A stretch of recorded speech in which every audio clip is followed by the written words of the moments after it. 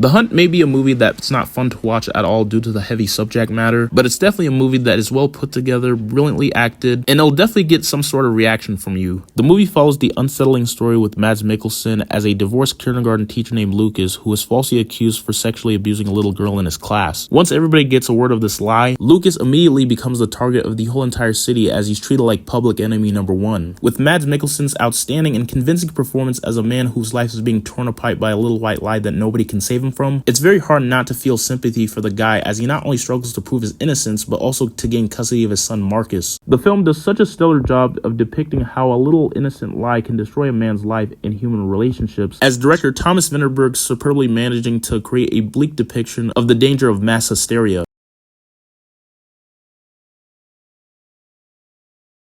Director Tom Tickwer's German experimental thriller Run, Lola Run works its magic with constant tension that takes the narrative device of the ticking clock literally. The film follows Lola, who needs to obtain 100,000 marks within 20 minutes to save the life of her boyfriend Manny. As if caught within a video game, there are 3 alternative versions of Lola's 20-minute runs, each time with small differences that affect the outcome and the fate of the characters. So with that, whenever Lola dies or is struck by disaster, she's immediately reset along the ever-present real-time clock. The film is highly stylized with utilization of animation, speed up, instant replay, black and white, flash flames, and rewind, and more to reflect the parallel timelines influenced by Lola's choices acting as a butterfly effect. With all of that combined with Tom Tickwer's extremely versatile and creative direction is all what makes Run Lola Run quite an entertaining ride that can provoke the thought about the human race's relationship with time, even if the film plays more of a metaphor than actuality.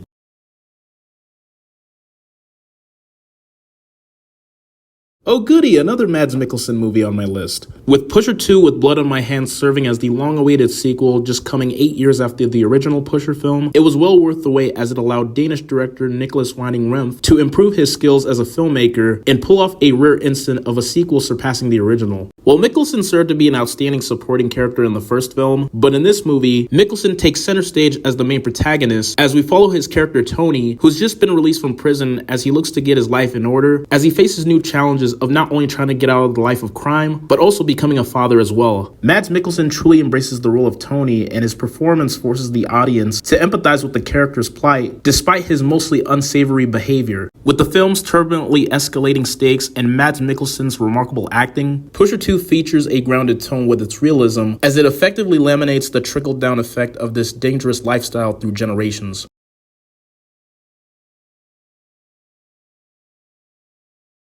Perhaps my all-time favorite South Korean film, Train to Busan is such a thrilling and emotional zombie movie that has become somewhat of a classic of a genre. The film follows a group of survivors as they try to make their way to safety on a train overrun by zombies. What I adore so much about Train to Busan and what it does better than most zombie movies of its kind is create a masterful sense of urgency. From the very moment our protagonists are introduced to the zombie outbreak, the movie hits full throttle with unmatched speed and ferocity. The action is intense, but the heart of the film is the relationship between the characters. Train to Busan has such a great way of commenting on Korean society as it masterfully uses the zombie apocalypse as a metaphor for the social and political issues going on in Korea. Overall, if you're a fan of cinema and if you love zombie movies, Train to Busan is a must-watch. Not only is it one of the greatest South Korean movies I've ever seen, not just one of the greatest zombie movies I've ever seen, one of the greatest films of the 21st century.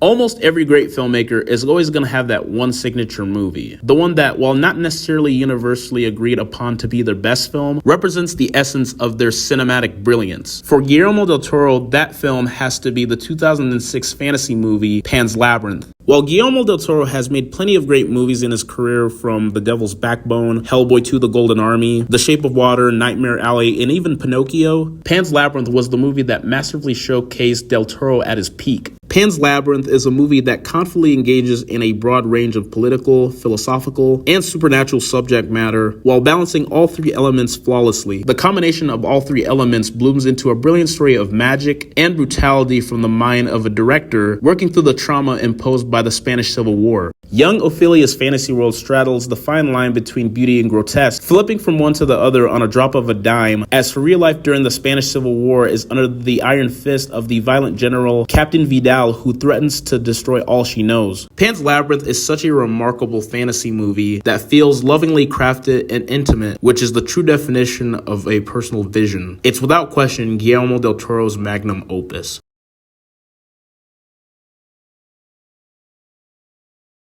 Long before branching out into epic science fiction filmmaking and Hollywood films, director Alfonso Cuarón would cut his teeth with the witty, vibrant, and surprisingly thought-provoking coming-of-age film Tu Mamá También. Tu Mamá También felt like a real treat for me. As somebody who loves coming-of-age stories, this is one of my typical love-at-first-sight films. The movie stars Diego Luna and Gael Garcia Bernal as two teenage buddies who embark on a road trip with a slightly older, attractive woman, which is quite a strong indicator of Cuarón's knack for his personal storytelling. Along the way, the three characters explore their sexual promiscuity and test their boundaries of trust as they learn a little more about themselves in unexpected ways. The film is so well-rounded in how it serves as both a road trip movie and a coming-of-age tale, while also exploring themes of sexuality, friendship, and its commentary on Mexican society. Tu Mamá También proved early on that Alfonso Cuarón was a filmmaker unafraid to tell personal and original stories, and the film has gone on to earn critical acclaim and recognition, as it is now considered one of the most influential films for Mexican society this century.